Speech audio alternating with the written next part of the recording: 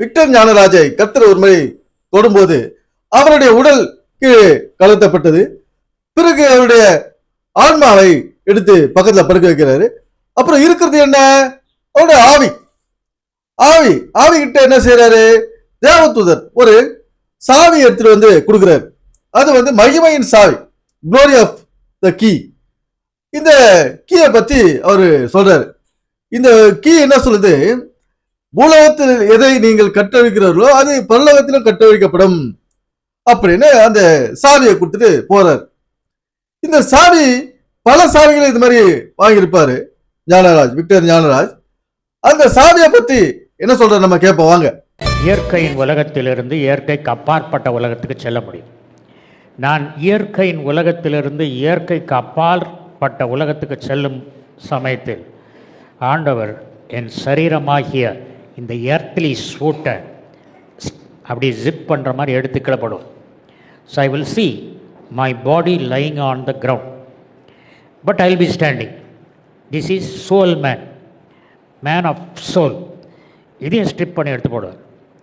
Victor Gnanaraj ஒன்று படுத்திருக்கான், இன்னொரு அவனுடைய ஆத்மா, அதுவும் இதே ட்ரெஸ்ஸில் அப்படி படுத்துருக்கு. நிற்கிறது அவருடைய ஆவி. அப்போ ஆண்டவர் ஏஞ்சல்கிட்ட ஒரு சாவியை கொடுத்தார். சாவி it was a golden key. என்ன இருக்குன்னு கேட்டபோது this light is the glory of the lord அப்படின்னா உடனே அதை கையில் வாங்கின உடனே என்ன செய்யணும்னு, இதை உனக்குள்ளே வச்சுக்கோ அப்படின்னார். சாவி இப்படி வச்சா உள்ளே போச்சு. சாவியை காணோம், கோல்டன் கீ வாஸ் மிஸ்ஸிங். ஆண்டவரே இந்த கீயை பற்றி கொஞ்சம் சொல்லிக் கொடுங்க அப்படின்னா. The Lord taught me about the keys. நான் கேட்டேன், சாவி எனக்குள்ளே போயிடுச்சே, என்கிட்ட சாவியை எப்படி எடுக்கிறது அப்படின்னு. அவர் சொன்னார், உலக பிரகாரமான சாவியை கையை கொண்டு திருக வேண்டும். இலங்கை தமிழில் சாவிக்கு பேர் என்ன தெரியுமா? திருகு. திருகிறது திருகு. அப்போ அவர் சொன்னார், உலக பிரகாரமான சாவியை நீங்கள் என்ன செய்கிறீங்க? திருகி பயன்படுத்து கையால். பட் நான் கொடுத்த இந்த சாவியை நாக்கால you have to operate on the keys of the kingdom. மத்தேயு 16:19. பரலோக ராஜ்யத்தின் திறவுகோல்களை நான் உனக்கு தருவேன். பூலோகத்திலே நீ கட்டுகிறது எதுவோ அது பரலோகத்திலும் கட்டப்பட்டிருக்கும், பூலோகத்திலே நீ கட்டவிழ்ப்பது எதுவோ அது பரலோகத்திலும் கட்டவிழ்க்கப்பட்டிருக்கும் என்றார். கட்டவும் கட்டவிழ்க்கவும் பயன்படும் சாவி. Number 1, open heaven for others. அதாவது பிசாசு எல்லாரையும் கட்டி வச்சிருக்கான். இந்த சாவி கிடைக்காதபடி சாத்தானானவன் நம்மளை தடை பண்றான் அப்படின்னு சொல்றாரு. இலங்கையில இத திருகுன்னு சொல்லுவாங்க. திருகு, திறவுகோல். ஒரு வீட்டுடைய பூட்டை திறக்கிறதுக்கு சாவியுடைய பேரு திறவுகோல். இந்த திறவுகோல் என்றது வார்த்தைய பைபிள் இருக்குது. அவர் திறவுகோலை உடையவராக இருந்தார் அப்படின்னு. இந்த திறவுகோல் அப்படின்னா நம்முடைய வாழ்க்கையில அது எதை குறிக்குது? ஒரு வீட்டுக்குள்ள போறோம்னா பூட்டு திறந்துட்டு தான் உள்ள போகணும். அது போல நம்முடைய கஷ்டங்கள், வருத்தங்கள் எல்லாவற்றையும் இந்த திறவுகோலை கொண்டு அதை திறக்கணும். இப்போ தனக்கு தான் ஒரு பெரிய பவர் இருந்துச்சுன்னு நிறைய பேர் என்ன செய்யறாங்க? பேய் ஓட்டுறது ஒரு வேலையை வச்சுக்கிறாங்க. இந்த பேய் ஓட்டுறது என்னாச்சு? நடிப்புக்கு இப்போ ஆட்கள் ஆயிட்டாங்க. பேய் ஓடுற மாதிரி நடிக்கிறது, பேய் ஓட்டுற மாதிரி நடிக்கிறது ஒருத்தர், அப்புறம் வியாதி இருக்கிற மாதிரி நடிக்கிறது ஒருத்தர், வியாதியை சரி பண்ற மாதிரி நடிக்கிறது ஒருத்தர், பாஸ்டர். சாரி, வியாதியை சரி பண்றது யாரு? பாஸ்டர்.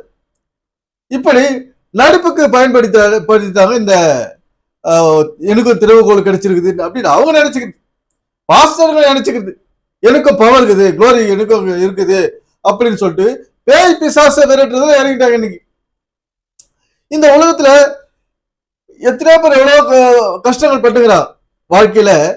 வறுமை ஒரு பேய். வறுமை என்னும் பேய் யார் விரட்டுறது? வியாதி. வியாதி என்னும் சாத்தான். இதை யாரு சரி பண்றது? இப்படி எல்லாம் இருக்குது. ஆனா நான் பேய ஓட்டுறேன், வியாதியை ஓட்டுறேன்னு சொல்லிட்டு வாரம் மீட்டிங் வச்சு மக்களை வர வச்சு அவங்களுக்கே திரும்ப திரும்ப வியாதியை சரி பண்ணின்னு பேய ஓட்டின்னு இருக்காரு. அப்படிப்பட்ட பாஸ்டர் இருக்கார். இப்போ திறவுகோல் அது அது நமக்கு எதுங்க? எதுக்கு அது? இந்த பைபிள் சொல்ற திறவுகோல் எது? இந்த பைபிள் வந்து நம்முடைய வாழ்க்கையை பற்றி சொல்லுது. இந்த வாழ்க்கையில வறுமை, எல்லாருமே பண கஷ்டத்துல இருக்கிறோம், பண தேவைகளோட இருக்கிறோம். பணத்தை நம்ம போய் சம்பாதிக்கணும், அது சும்மா வந்துடாது. அது காலகட்டத்தில் படிக்கணும், வேலை செய்யணும், அது 4 காசு சம்பாதிச்சு சேர்த்து வைக்கணும், அப்பதான் வறுமை போகும். வறுமை எதனால வருது? பணப்பற்றாக்குறையினால வறுமை வருது. காசு இல்ல, வீடு இல்ல, காசு இல்ல, நமக்கு வசதி வாய்ப்புகள் இல்லை. அப்போ இந்த வறுமை என்னும் ஒரு பிரச்சனையை எதை கொண்டு நம்ம விரட்டுறது, எதை கொண்டு திறக்கிறது? இப்போ வறுமையை விளக்கணும்னா நம்ம படிக்கணும், படிக்கிற வயசுல படிக்கணும், உழைக்கிற வயசுல உழைக்கணும். இப்படி செயல்பட்டா தான் நாம அந்த வறுமை என்னும் வேலையை ஓட்ட முடியும். ஏன்னா அப்புறம் வியாதின்னா நம்முடைய சரீரத்துக்கு என்னென்ன தேவை அப்படின்றத நாம அறிந்து செயல்படணும். அப்பதான் இந்த வியாதியை விரட்டி அடிச்சுட்டு அந்த ஆரோக்கியமான வீட்டுக்குள்ள நம்ம போக முடியும். இல்லைன்னா அந்த வியாதி தான் குடியிருக்கோம் அந்த வீட்டுக்குள்ள. ஆரோக்கியம் சாவியை நம்ம திறந்து அந்த வியாதியை நமக்கு வேண்டாததை விரட்டி அடிக்கணும். இதுதான் இங்க நடக்க வேண்டிய வேலை. இங்க நான் பேய் ஓட்டுற, பிசாச ஓட்டுற, வியாதியை குணப்படுத்துறேன்னு சொல்லிட்டு பல பாஸ்டர்கள் தகாத உறவுல ஈடுபடுறாங்க.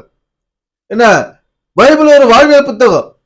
இந்த வாழ்க்கையில நடக்கிற நமக்கு அசம்பாவிதங்கள், தேவைகள் பூர்த்தி செய்யப்பட வேண்டும் என்றால் இந்த கல்வி எனும் திறவுகோல் அது நாம உடையதா இருக்க வேண்டும். எப்படி? நாக்குல அந்த திறவுகோலுக்கு பவர் நாக்குல வச்சிருக்காரு. அந்த வாயாலத்தை நம்ம கல்வியை படிக்கிறோம், கையால எழுதுறோம். இதெல்லாம் வந்து திறவுகோள்கள். கல்வி எனும் திறவுகோல் நம்முடைய வறுமையை போக்கும் என்பதில் சந்தேகமே இல்லை. நண்பர்களே, இது போன்ற தேவையில்லாத பிரச்சனைகளை கேட்டு நம்முடைய வாழ்க்கையை வீணடித்துக் கொள்ள வேண்டாம். எனவே சிந்திப்போம், செயல்படுவோம். நன்றி, வணக்கம் நண்பர்களே.